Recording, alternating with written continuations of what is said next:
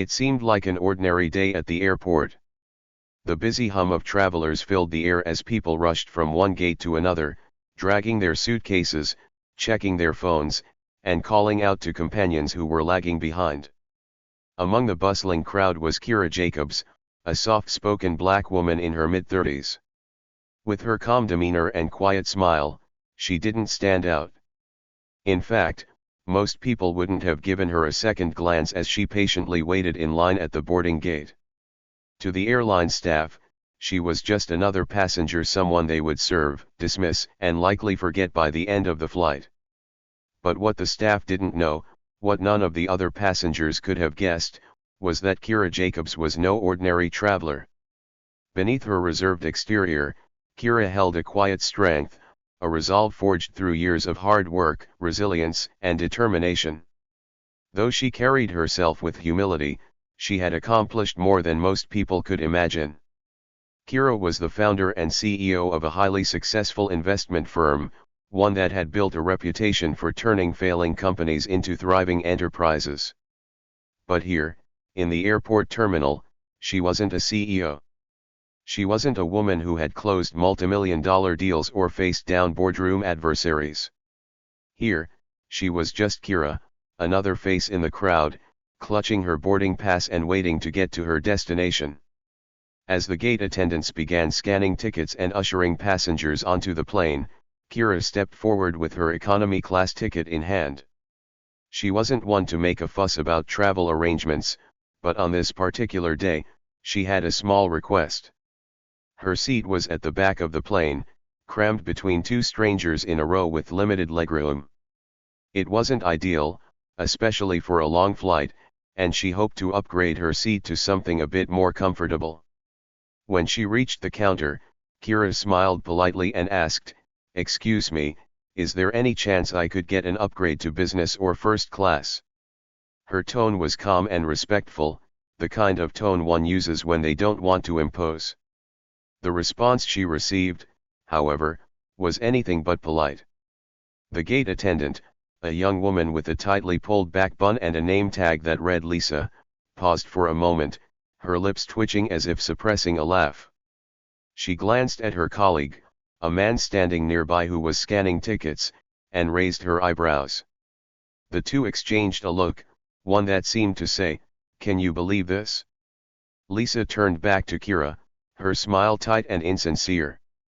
"I'm sorry," she said, the words dripping with condescension, "but upgrades are reserved for our first-class customers or those with elite status in our rewards program.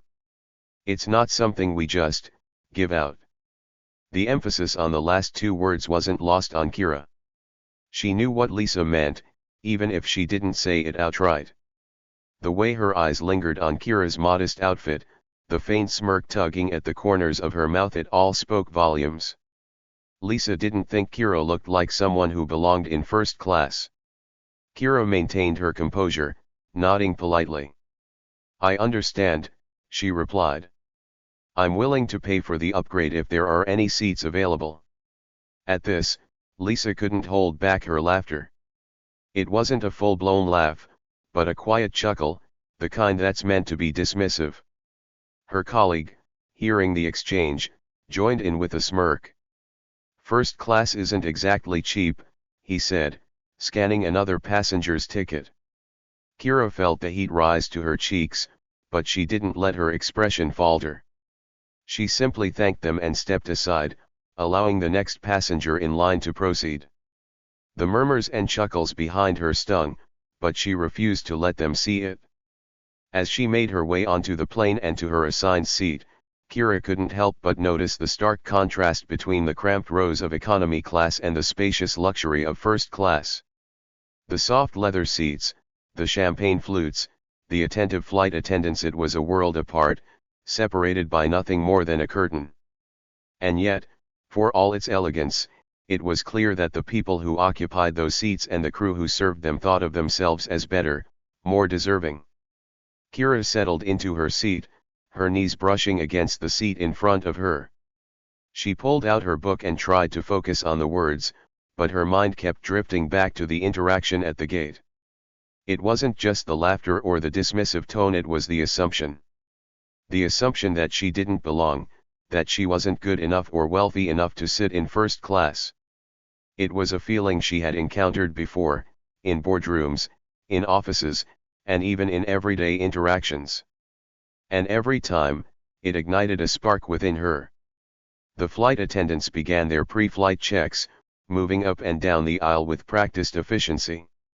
Kira watched as they smiled warmly at the first-class passengers, their demeanor shifting to something colder and more mechanical as they addressed those in economy. She noticed how they avoided eye contact with certain passengers, how their smiles faltered when speaking to people they deemed unimportant. It was subtle, but it was there, and Kira couldn't ignore it. As the plane took off and the flight settled into a routine, Kira observed the crew's behavior with quiet interest. She noticed how they prioritized the requests of the first-class passengers, bending over backward to accommodate them, while dismissing or ignoring the needs of those in the economy section. She watched as they rolled their eyes at a mother struggling to calm her crying baby, as they brushed off an elderly man asking for assistance. The arrogance and entitlement were palpable, and it left a bitter taste in Kira's mouth. But Kira didn't say anything. She didn't complain or call attention to the crew's behavior. Instead, she simply observed, her mind quietly taking note of every detail. Because while the crew saw her as just another economy-class passenger, Kira knew something they didn't.